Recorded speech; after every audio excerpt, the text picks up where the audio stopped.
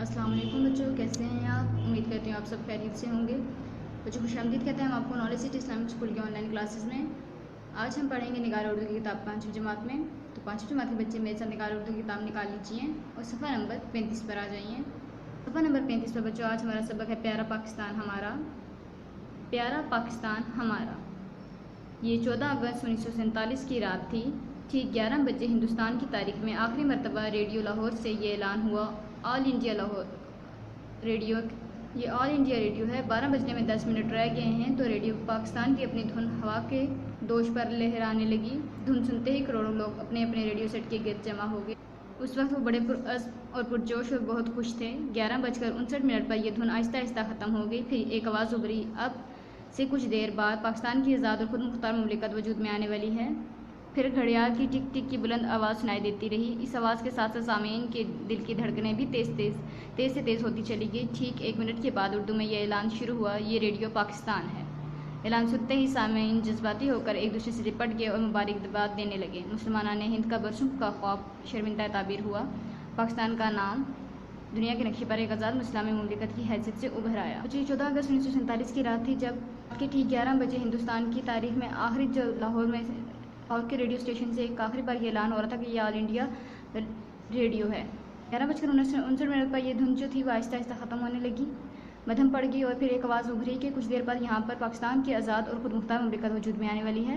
پھر جو گھڑیاں تھیں ان کی ٹک ٹک کی آواز بلند سنائی دینے شروع ہو گئی۔ تمام جو سننے والے تھے، جتنے بھی سامعین تھے سننے والے تھے، ان کی دھڑکنیں جو ہیں وہ تیز ہوتی جا رہی تھی۔ 1 منٹ کے بعد یہ اعلان ہوا، ریڈیو پاکستان ہے۔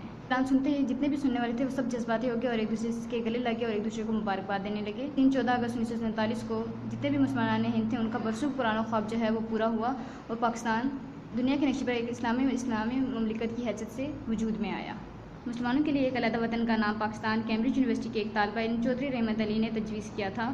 انہوں نے 1933 میں ایک کتابچہ اب یا کبھی نہیں شائع کیا تھا۔ بچوں مسلمانوں کے لیے ایک علیحدہ وطن ہونا چاہیے، اس وطن کا نام پاکستان ہونا چاہیے۔ یہ ایک کیمبرج یونیورسٹی کے ایک طالبہ علم تھے چودھری رحمت علی، انہوں نے یہ تجویز کیا تھا۔ انہوں نے 1933 میں ایک کتابچہ لکھا تھا جس کا نام تھا اب یا کبھی نہیں۔ اس کتابچے میں انہوں نے مسلمانوں کی اکثریتی آبادی والے علاقوں پنجاب سے پے، صوبہ خیبر پختونخوا کے افغانوں سے الف، کشمیر، آف، سندھ سے سین اور بلوچستان سے تان لے کر پاکستان کا لفظ بنایا۔ انہوں نے بڑی خوبصورتی سے ان علاقوں میں پاکستان مسلمان جو ہیں وہ زیادہ آبادی میں موجود تھے، جیسے کہ پنجاب کا انہوں نے پے، صوبہ خیبر پختونخوا کے افغانوں سے انہوں نے الف اور کشمیر کے سے کیاف اور سندھ سے سین نکال کر کس اور بلوچستان کا تان نکال کر پاکستان کا لفظ بنایا تھا۔ ہند کے مسلمانوں نے قائد اعظم محمد جناح کی رہنمائی میں طویل جدوجہد اور عظیم قربانیوں کے بعد پاکستان حاصل کیا۔ پاکستان اس لحاظ سے ایک منفرد ملک ہے کہ یہ بہت پرانا بھی ہے اور نیا بھی۔ پرانا اس طرح کہ یہ 4000 سال پہلے کی انسانی تہذیب کا امین ہے، تو دوسری طرف 1947 میں ایک آزاد ملک کی حیثیت سے دنیا کے نقشے پر اس کا ظہور ہوا۔ ہند کے مسلمانوں نے قائد اعظم کی رہنمائی کی ایک لمبی جدوجہد، لمبی کوششوں اور بہت زیادہ قربانیوں کے بعد پاکستان کو حاصل کیا تھا۔ پاکستان اس لحاظ سے ایک منفرد ملک بھی ہے کیونکہ یہ بہت پرانا بھی ہے اور نیا بھی ہے۔ پرانا بچوں اس طرح کہ یہ 4000 پہلے کی انسانی تہذیب کا امین ہے، تہذیب 4000 سال پہلے کی تہذیب ہے، تو دوسری طرف 1947 میں ایک آزاد ملک کی حیثیت سے دنیا کے نقشے پر اس کا ظہور ہوا، تو یہ اس طرح نیا ملک ہے۔ پاکستان کا کل رقبہ 7,96,096 مربع کلومیٹر اور آبادی 1998 کی مردم شماری کے مطابق 14,15,33,775 نفوس پر مشتمل ہے۔ پاکستان کا کل رقبہ جو ہے وہ 7,96,096 مربع کلومیٹر ہے اور آبادی 1998 کی مردم شماری کے حساب سے 14,15,33,775 افراد پر مشتمل تھی۔ یہاں 98% مسلمان اور باقی 2% دوسرے مذاہب کے لوگ رہتے تھے۔ پاکستان کے سب سے لاری پرچم میں سبز رنگ مسلم آبادی اور سفید پٹی اقلیت کو ظاہر کرتی ہے۔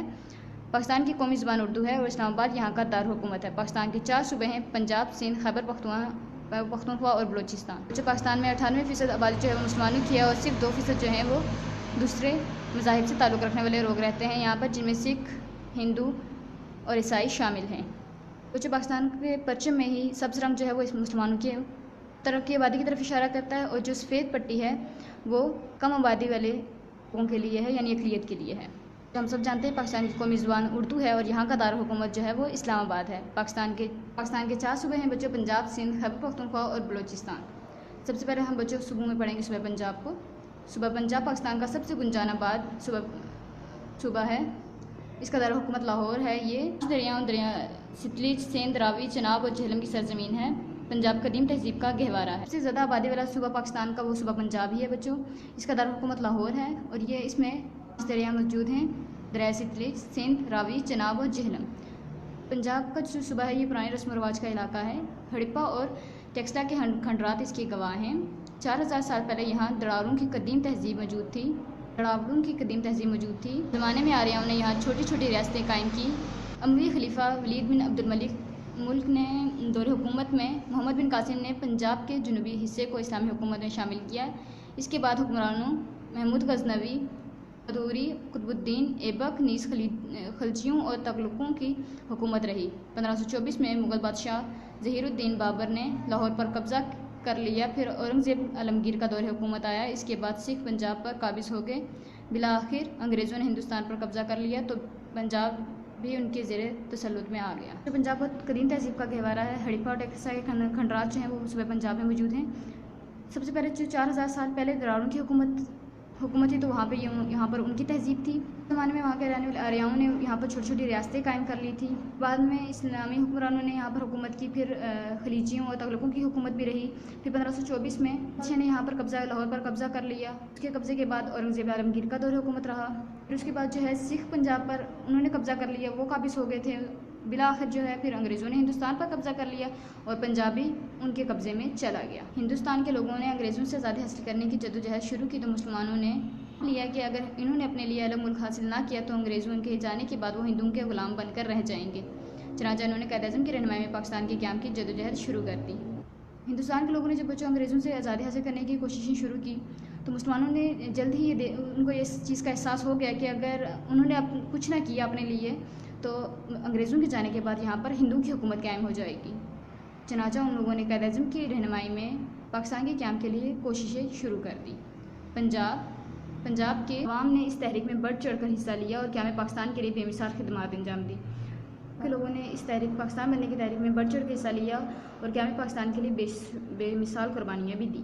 پنجاب ہمیشہ سے صوفیاء کرام اور بزرگان دین کی توجہ کا مرکز رہا ہے۔ حضرت علی حجویری دادا گنج بخش، حضرت میاں میر رحمۃ اللہ علیہ، حضرت بہاؤ الدین زکریا رحمۃ اللہ علیہ، حضرت امام بری رحمۃ اللہ علیہ اور حضرت شیر محمد شرق پوری رحمۃ اللہ علیہ نے اس سرزمین پر رشد و ہدایت کی شمع روشن کی۔ آج بھی ان بزرگان دین کا فیض جاری ہے۔ پنجاب کی زمین میں بہت سارے بزرگان دین موجود تھے جن کے نام کچھ مندرجہ دیے گئے ہیں۔ وہ نے اس سرزمین پر لوگوں کو سیدھا راستہ دکھاتے رہے اور انہیں اللہ کے احکامات سے آگاہ کرتے رہے۔ صوبہ سندھ آبادی کے لحاظ سے سندھ پاکستان کا دوسرا بڑا صوبہ ہے۔ اس صوبے کا نام دریائے سندھ سے ماخوذ ہے۔ یہاں کی تہذیب میں 3000 سال پرانی ہے۔ موہنجو داڑو اور اوڈیجی میں اس کے آثار دریافت ہو چکے ہیں۔ کراچی سے 40 میل جنوب مشرق میں پھنبور کے آثار قدیمہ کے دریافت سے سیتھین اور پارتھین ثقافت کے آثار ملے ہیں۔ صوبہ سندھ بچوں جو آبادی کے لحاظ سے دوسرا بڑا صوبہ ہے پاکستان کا، لیکن سندھ کی نسبت سے اس کو صوبہ سندھ کہا جاتا ہے۔ جیسے صوبہ پنجاب کی تہذیب 4000 سال پرانی تھی، ویسے صوبہ سندھ کی تہذیب 3000 سال پرانی ہے۔ موہنجو داڑو اور کوڈیچی میں اس کے آثار دریافت ہو چکے ہیں بچوں۔ کراچی سے 40 میل جنوب کی جانب میں بھنبور کے آثار قدیمہ کے دریافت سے سیتھین اور پارتھین ثقافت کے آثار بھی ملے ہیں ہمیں۔ 712 میں یہاں محمد بن قاسم نے اسلام کی روشنی پھیلائی۔ 10ویں صدی عیسوی میں سندھ میں مسلمانوں کی حکومت ختم ہوگی، بعد میں محمود غزنوی نے اسے فتح کر 712 میں بچوں محمد بن قاسم نے اسلام کی روشنی پھیلائی تھی۔ یہاں پر محمد بن قاسم نے فتح کیا تھا۔ پھر 10ویں عیسوی میں مسلمانوں کی حکومت ختم ہوگی اور پھر بعد میں محمود غزنوی نے اسے دوبارہ سے فتح کر لیا تھا۔ 1552 میں مغل بادشاہ اکبر نے اسے اپنی حکومت میں شامل کر لیا۔ اس کے 200 سال تک یہاں امیروں کی حکومت رہی۔ پونے 200 سال گھوڑوں کی اور 40 سال تلپوروں کی حکومت رہی۔ 1843 میں انگریزوں نے اس پر قبضے کے بعد 1934 میں سندھ کو الگ صوبہ بنا کر کراچی کو اس کا دارالحکومت بنا دیا۔ غزنوی کے بعد بچوں 1592 میں مغل بادشاہ نے اسے اپنی حکومت میں شامل کر لیا۔ پھر اس کے 200 سال تک امیروں کی حکومت یہاں پر رہی۔ مختلف وقت پر مختلف لوگوں کی حکومت رہی۔ پھر 1843 میں جب انگریزوں نے پاکستان پر قبضہ کر لیا تھا، اس کے بعد 1934 میں انہوں نے سندھ کو جو ہے وہ الگ صوبہ بنا کر کراچی کو اس کا دارالحکومت بنا دیا تھا۔ قیام پاکستان کے بعد کراچی کو پاکستان کا دارالحکومت بنا دیا گیا۔ یونٹ بنا تو اسلام آباد پاکستان کا دارالحکومت بنا اور سندھ کا دارالحکومت حیدرآباد قرار پایا۔ ختم کیا گیا تو کراچی دوبارہ سندھ کا دارالحکومت بن گیا 1947 میں سندھ ایک پسماندہ صوبہ تھا، لیکن آزادی کے بعد اس صوبے نے غیر معمولی ترقی. قیام پاکستان کے بعد کراچی کو پاکستان کا دارالحکومت بنایا گیا تھا. پہلے پھر ونی یونین کی تعمیر ہوئی، وہ بنا تو اس کے بعد اسلام آباد کو پاکستان کا دارالحکومت بنا دیا گیا، اور سندھ کا دارالحکومت جو ہے وہ حیدرآباد کو قرار پایا تھا. لیکن پھر بعد میں جب ونی یونین ختم کر دیا گیا تو کراچی کو دوبارہ سندھ کا دارالحکومت بنا دیا گیا. یعنی جیسے پہلے کراچی کا دارالحکومت سندھ کا دارالحکومت کراچی تھا، دوبارہ سے سندھ کا دارالحکومت کراچی ہی بن گیا. 1947 میں جب پاکستان بنا تھا تو ایک سندھ جو ہے بہت ہی پسماندہ غیر ترقی یافتہ ملک تھا، صوبہ تھا، لیکن آزادی کے بعد اس نے بہت زیادہ ترقی کر لی ہے. آج کے لیے اتنا ہی. امید کرتی ہوں آج کا سبق آپ کو سمجھ میں آ گیا ہوگا. ویڈیو کو دھیان سے دیکھتے ہوئے پڑھنے کی کوشش کیجیے. اپنا خیال رکھیے گا. اللہ حافظ.